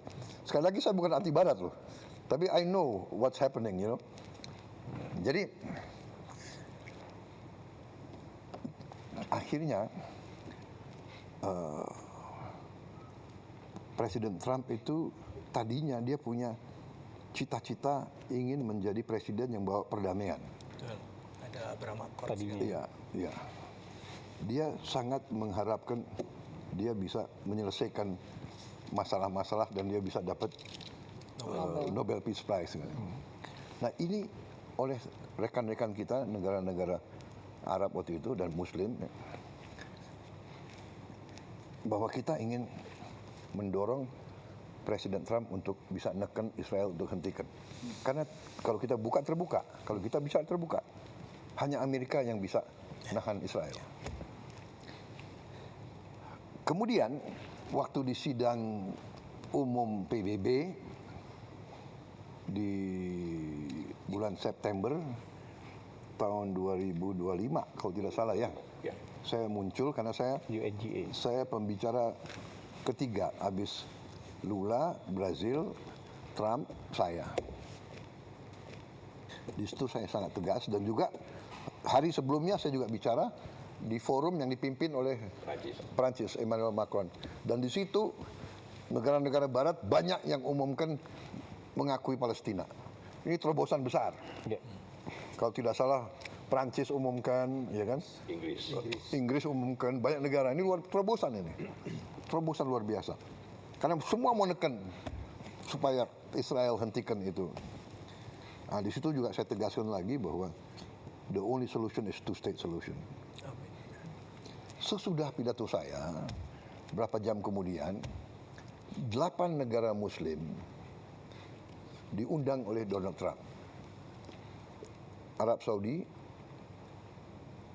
Uni Arab Emirates, Yordan, Turki, Pakistan,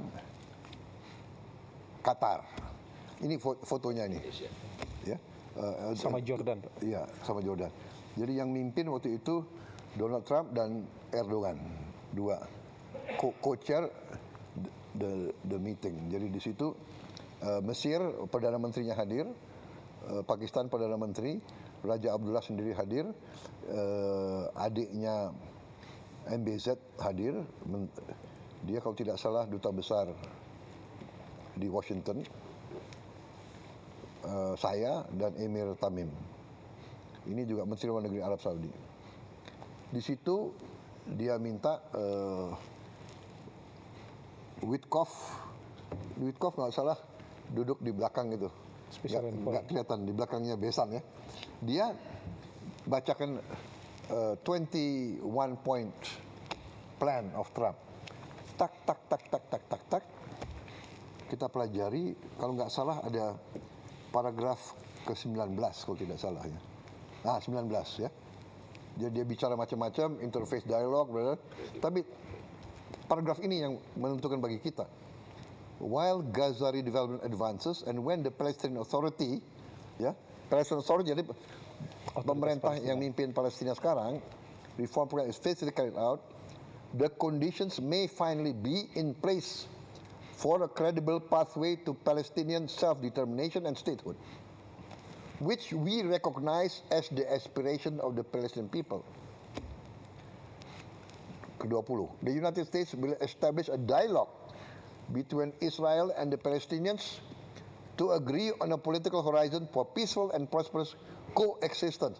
Jadi, kita lihat, wow, ini 19 dan 20 ada peluang, walaupun kita tahu ini sedikit. Akhirnya kita berdelapan diskusi, kita dukung ini atau tidak. Akhirnya dalam lobby-lobby sebelum ini kita bilang kita dukung ini. Habis itu Emir Tamim kita tunjuk sebagai juru bicara kita. Akhirnya setelah dibacakan Emir Tamim atas nama kita, karena kita sebelum meeting ini kita sudah dikasih poin. Pak, sorry Pak, ini resolusi UN Council ya Pak? Jadi Iya, resolusi tapi berdasarkan plan itu. Berdasarkan, jadi poin-poin ini poin yang BOP atau poin US Council Pak? Pertama, ada halaman ini ada di poinnya Trump. Oh, oke. Yang dimasukin ke resolusi itu. I see. Nah, akhirnya Emir Tamim bilang, Mr. President, we like your plan. Ya, plannya Trump kan jadi pertama 21, akhirnya jadi 20 dan sebagainya. Tapi anyway, we like your plan, but the problem is not us. The problem is Prime Minister Netanyahu of Israel. Nah, di situ Trump bilang, dia bilang begini, dia lihat ke kita, Emir Tamim kan di sebelah saya, dia let me take care of Prime Minister Netanyahu. Dia let me take care of Prime Minister. I will convince him. Jadi dia kasih jaminan ke kita, dia yang akan menggait Perdana Menteri Netanyahu. Dan Benar, ini kalau nggak salah pertemuannya hari Rabu atau Kamis, Perdana Menteri Israel datang hari Senin dan akhirnya dipanggil ke White House dan akhirnya dia juga terima masalah ini. Dalam perjalanan terjadilah gencatan senjata. Ya. Terjadilah gencatan senjata pertama kali. Akhirnya berkuranglah penderitaannya rakyat Gaza.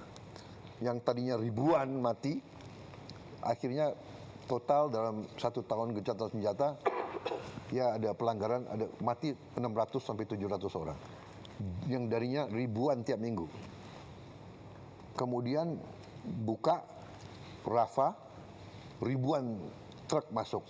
Bantuan. Ya sekarang ada 4.200 truk tiap minggu. Kalau tiap truk itu 10 ton, 20 ton ya. Pokoknya sekarang diperkirakan semua rakyat Palestina dapat makan. Bisa diselamatkan. Ini fokus. Tiba-tiba ada konsep Board of Peace. Ya kan? Jadi, nah Board of Peace ternyata rencana itu yang tidak ada Board of Peace itu dimasukin ke Dewan Keamanan. Resolusi Dewan Keamanan. Resolusi 2803 yang tidak diveto oleh siapapun. Berarti Rusia dan Cina ikut mendukung. Walaupun tidak eksplisit. Dia abstain, tapi dia mengizinkan resolusi ini. Nah, itu syarat kita. Jadi syarat saya dari awal, saya akan ikut dalam proses perdamaian. Indonesia siap menyumbang pasukan perdamaian asal disetujui oleh PBB. Akhirnya Board of Peace disetujui oleh PBB. Nah, kita tanya lagi 7 negara Muslim lainnya, bagaimana? Akhirnya kita ambil kesimpulan begini. Kalau kita di dalam, mungkin kita bisa pengaruhi dan membantu rakyat Palestina. Kita tahu tidak gampang. If we are inside, maybe we can help dukung rakyat Palestina. Kalau di luar, Pasti nggak bisa. we cannot do. Jadi akhirnya kita putuskan kita masuk. Oke. Kemudian itu statusnya. Dan saya mengatakan selama kita di dalam BOP bisa bantu perjuangan rakyat Palestina, kita akan berusaha. Begitu kita ambil kesimpulan tidak ada harapan dan kontraproduktif, kita menilai kita habis waktu, habis energi dan tidak menguntungkan kepentingan nasional bangsa Indonesia, kita keluar. Itu kesepakatan kita bertujuh, tapi saya sudah ambil keputusan. Saya tidak akan nunggu yang 7 negara lain. Kalau saya ambil keputusan, kalau saya ambil kesimpulan tidak ada manfaat, mereka sudah tahu saya akan keluar. Ya, jadi saya setuju benar sama yang dikatakan Pak Mardigu. We must have leverage. Kita harus ada posisi tawar. Saya tidak tahu kenapa Indonesia diajak. Kita agak jauh. Tapi mungkin karena kita dianggap salah satu negara Muslim yang besar. Ya, Turki besar, Pakistan besar. Walaupun kita jauh dari situ, kita diajak. Jadi ya saya menjalankan perjuangan bangsa Indonesia dari dulu. Kita selalu membela kemerdekaan Palestina. Dan itu mereka tahu. Dan saya selalu katakan dalam pembicaraan saya dengan tokoh-tokoh Barat, kita akan ikut. Dan kita siap kirim pasukan perdamaian, asal saya bilang, semua pihak setuju keterlibatan Indonesia. Pertama, tokoh-tokoh Palestina. Kedua, semua negara yang terlibat. Mesir, Yordan. Saya katakan tidak hanya Mesir, Yordan, dan bagi saya bilang, Mesir, Yordan, saya juga minta didukung oleh Arab Saudi, Qatar, UAE. Itu mitra-mitra kita kan yang baik. Dan saya juga mengatakan, de facto, Hamas harus menerima kita. Itu saya sampaikan. Karena we want to be a peacekeeping force. Kemudian oleh mereka, kita yang ikut di Board of Peace, itu dikasih kelonggaran. Namanya keterlibatan tiap negara diberi kesempatan sesuai dengan national caveats. Jadi keberatan-keberatan nasional boleh dihormati. Jadi kalau Board of Peace punya banyak kegiatan, negara X, kami mau ikut yang ini, kami nggak mau ikut yang ini. Itu boleh. Ikut serta dalam pasukan perdamaian juga begitu. National caveats. Kita tegas, kita tidak mau terlibat dalam aksi militer terhadap Hamas. Satu. Kedua, kita tidak mau terlibat dalam mengambil senjata di weaponization dari Hamas. Kita tidak mau ikut. Yang kita mau adalah menjaga rakyat sipil dari serangan manapun. Itu komitmen kita. Setelah terjadi perang begini, kita konsultasi, tapi de facto-nya adalah everything on hold. Ya, saya sudah umumkan. Menteri Luar Negeri sudah umumkan bahwa sekarang kita tangguhkan on hold. Kita tangguhkan semua sampai penjelasan lebih jelas. Ya, kalau memang tidak ada suasana damai, bagaimana kita terlibat? Ya, itu pertama. Tapi sekali lagi kita harus hitung benar apa yang bisa kita buat bantu rakyat Palestina. Karena kita memang sangat diharapkan. Rakyat Indonesia, bangsa Indonesia sangat diharapkan oleh orang Palestina. Bantuan kita, makanan kita, bantuan dari Basnas kita luar biasa, besar sekali.